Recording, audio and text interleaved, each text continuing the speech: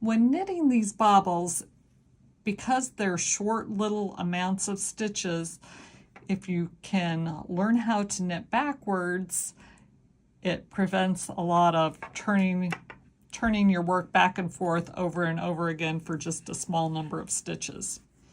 So to start the bobble, we knit into the front and the back of the stitch twice. So knit into the front, we knit into the back, knit into the front again, and then knit into the back again. So we have turned what would have been 1 stitch into 4 stitches.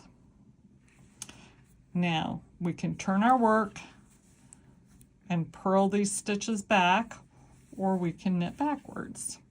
So to knit backwards, you take your left needle and you insert it into the back of the first stitch, wrap the yarn around, and I hold this yarn with my left hand, my middle finger of my left hand specifically, and pull that stitch off.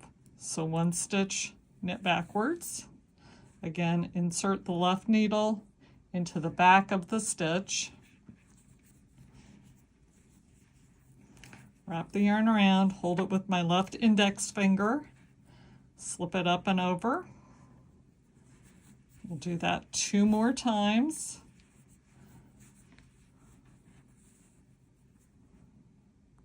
So this knitting backwards achieves the same result as turning your work and purling those stitches back.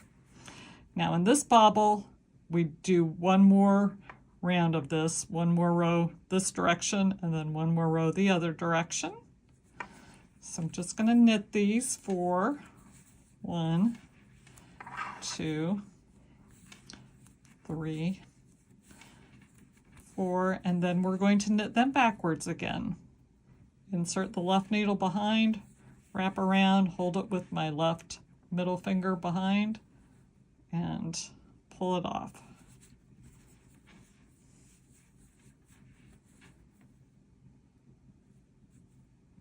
I have not tried this with continental knitting, but essentially it's going to be the same process. You might just have to finagle how you hold your yarn.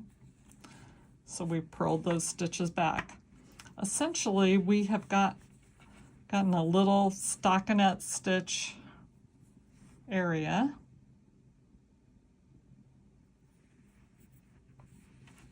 And now we're going to finish our bobble. In this bobble, we slip the first 2 stitches knitwise, knit the last 2 stitches together, and then we're going to pass the 2 slip stitches over. And we'll do that in one motion.